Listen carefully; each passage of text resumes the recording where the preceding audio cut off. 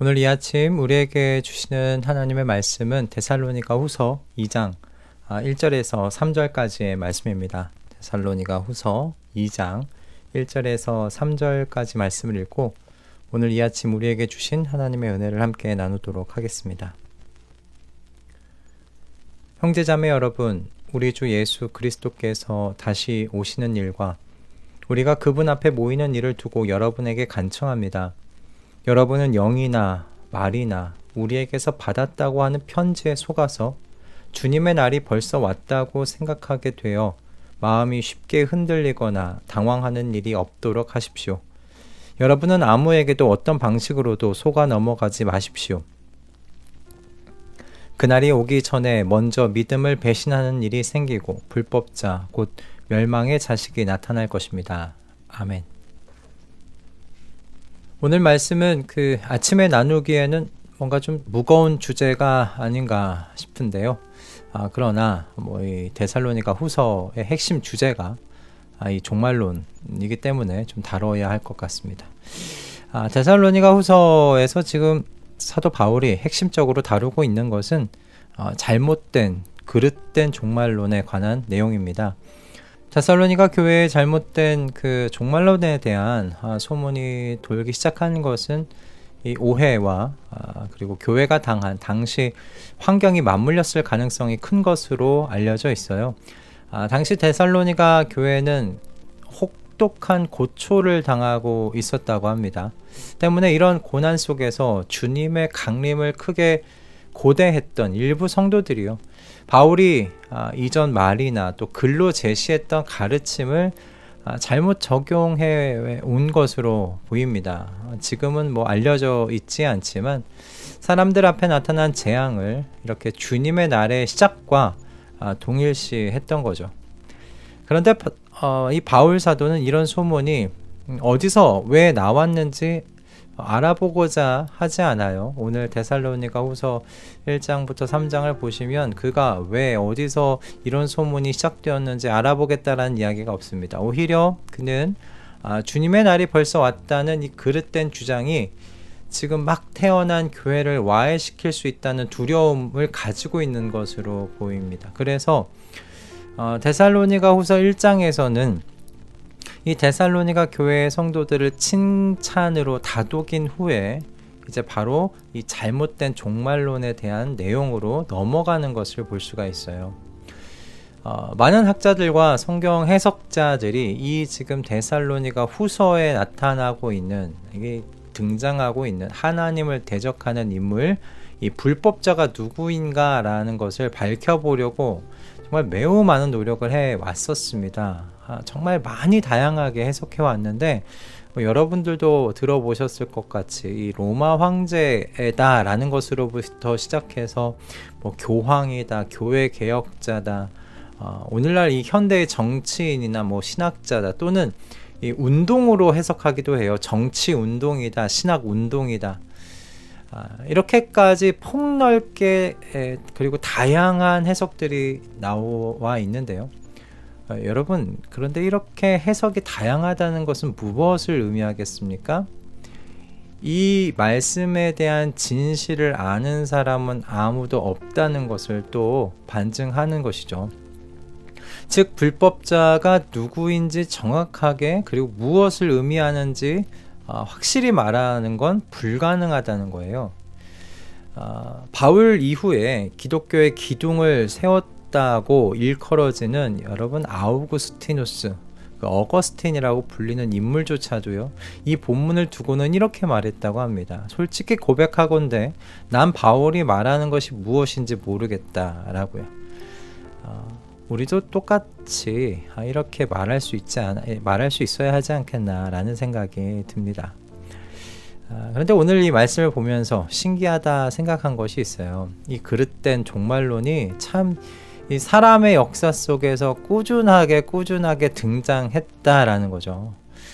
저는 이것이 사람이 가진 죄된 본성의 일부가 아닐까? 그렇게 생각을 해봤습니다. 예수님께서 예루살렘이 파괴될 것에 대해서, 그래서 하나님께서 다시 오실 것에 대한 그 말씀을 가르치셨을 때 그 말씀을 들었던 제자들은 예수님께 언제 그런 일들이 일어나게 될런지, 어떤 징조가 있는 것인지 물어봤어요. 그 시기와 징조가 무엇인지를 물어봤을 때 예수님의 대답은요, 예루살렘의 멸망과 세상의 종말의 시기는 하나님 아버지의 소관이라는 것이었죠. 그것은 아들인 자신도 모른다고 대답하셨어요. 그 이후에도 사람들은 하나님의 강림의 때를 알아보려고 했죠. 마치 주인이 어느 날 몇 시 몇 분에 오시는지를 알고서 주인의 집을 준비하려는 그 종들의 모습처럼 말입니다. 그러나 우리의 주인이신 하나님께서 선하시고 자비와 은혜가 풍성하신 하나님이시라는 것을 믿을 때 그런 주인께서 종들에게 다시 오시는 날을 말씀하지 않으셨다는 건 그것이 사실 그리 중요한 것이 아니라는 의미 아닐까요? 정말로 그것이 중요했다면 이 선하시고 자비와 은혜가 풍성하신 하나님께서 그 어떤 시기와 때에 대해서 종들에게 말씀하시지 않으셨겠습니까? 오늘 본문의 말씀을 또 보면 사도 바울이 적고 있는 이 불법자와 그리고 이 불법자를 억제하고 있는 사람에 대해서 사실 사도 바울 자신도 제대로 몰랐을 가능성이 많아 보입니다. 명확하게 정확하게 이 부분에 대해서 이야기를 하고 있지 않아요. 여러분, 그렇다는 건 사실 이런 일들이 그리 중요하지 않다는 거예요. 여러분, 왜 중요하지 않을까? 제가 대학을 다닐 때 그 학생들 사이에서 갑자기 그 쪽지 시험을 보는 전공 과목 교수님이 한 분 계셨어요. 정말 유명한 분이셨는데 학기 시작 전에 한 학기에 몇 번 쪽지 시험이 있다고만 말씀해 주셨고 언제인지는 말씀을 안 해주셨어요. 대신에 수업 시간에 이런 내용들은 쪽지 시험에 나올 수 있다고 체크를 해 주셨죠. 그리고 그 체크한 것에서 내시겠다는 거예요. 처음에는 긴장해서 매주 배운 것을 잘 정리하고 또 공부를 해뒀습니다. 그런데 쪽지 시험을 본다고 하셨던 교수님이 이게 시험을 보지 않으시는 거예요. 그러면 어떻게 될까요? 많은 학생들이요, 마음이 풀어지기 시작합니다. 그리고 학교 축제라도 가까워오는 달에는 더 마음이 풀어지죠. 그러던 어느 날 이제 교수님이 학과 조교와 함께 들어와서 전공책을 가방에 다시 넣으라고, 오늘이 바로 쪽지 시험을 보는 날이라고 했을 때 어떤 일들이 일어났나, 정말 여기저기서 탄성이 터져나오기 시작했어요. 그러나 그 중에는 당황하는 기색 없이요, 책을 가방에 다시 넣는 친구들이 있었어요. 매일매일 준비했던 친구들이었던 거죠. 하나님의 자녀들에게 하나님께서 언제 오시는지 사실 저는 이처럼 중요하지 않다고 생각해요. 오시기로 하셨다는 그 약속이 중요한 것이죠. 오셔서 공의로 재판하셔서 하나님의 자녀들의 모든 억울함을 풀어주신다는 그 사실이 중요한 것이죠. 언제 오시는지 그 시기와 때는 사실 하나님의 자녀들에게는 중요하지 않아요. 매일매일 하나님께서 살라는 대로 순종하면서 살았던 하나님의 자녀들에게는 그 시기와 때가 그리 중요하지 않아요. 데살로니가 후서 2장 13절 14절을 보면 이에 대한 바울의 말이 기록되어 있어요. 주님의 사랑을 받는 형제 자매 여러분, 우리는 여러분의 일로 언제나 하나님께 감사하지 않을 수 없습니다. 하나님께서는 여러분을 성령으로 거룩하게 하시고 진리를 믿게 하여 구원에 이르게 하시려고 처음부터 여러분을 택하여 주셨기 때문입니다. 이렇게 되게 하시려고 하나님께서는 우리의 복음으로 여러분을 부르시고 여러분에게 우리 주 예수 그리스도의 영광을 얻게 하셨습니다. 아멘. 여러분, 하나님께서 오시는 시기와 때를 알아야 그리스도의 영광을 얻는 것 아니죠. 이미 성령으로 거룩하게 함을 받았어요. 진리를 믿어서 구원에 이르게 하셨어요. 이미 하나님께서 자녀들에게 약속하신 안식을 얻었어요. 그런 우리에게, 그런 자녀들에게 하나님이 언제 오시는지 그 시기와 때가 왜 그렇게 중요한 일일까요? 하나님의 자녀로 살아가다가 오시는 그 주님을 기쁘게 맞이하면 되는 것 아닐까요? 그럼 하나님의 재림을 하나님께서는 왜 알려주셨는가? 왜 다시 오신다고 말씀을 하셨는가?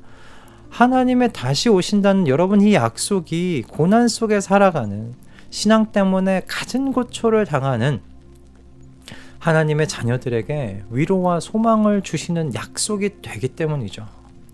바로 그 시간을 견딜 약속이고요. 죄를 미워하고 또 그 죄를 두려워하면서 죄에서 멀어지게 만드는 약속이 되기 때문이지요.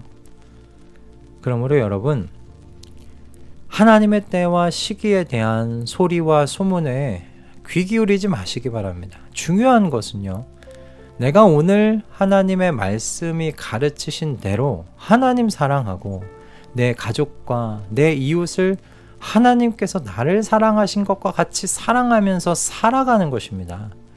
예수 그리스도의 사셨던 그 삶을 그대로 오늘 나의 삶에 재현해내는 것이 중요한 일이다라는 겁니다.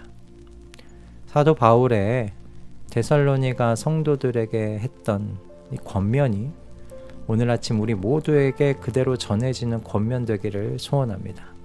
사도 바울은 이렇게 권면했습니다. 그러므로 형제 자매 여러분, 든든히 서서 우리의 말이나 편지로 배운 전통을 굳게 지키십시오. 아멘. 하나님의 말씀이 가르치시는 전통을 굳게 붙드시고 지키실 수 있는 우리 모든 가족분들 한 분 한 분 다 되시기를 주님의 이름으로 축복합니다. 기도하겠습니다. 주님, 저희에게는 주님께서 다시 오신다는 이 약속이면 충분합니다. 그 이상의 정보는 필요하지 않습니다. 주님의 자녀로 매일을 살다가 다시 오시는 주님을, 그렇게 기다리던 주님을 기쁨 가운데 맞이하며 주님의 그 영광을 찬양하면 되기 때문입니다. 주님, 바울의 가르침과 같이 말씀이 가르치는 전통을 굳게 붙들고 지키며 살도록 성령으로 우리를 지도하시고 충만하게 하여 주시옵소서. 예수 그리스도의 삶을 우리의 삶에 그대로 재현하며 사는 것을 갈망하게 하시고 그 삶을 살아갈 수 있도록 은혜 주시옵소서. 예수 그리스도의 이름으로 기도드립니다. 아멘.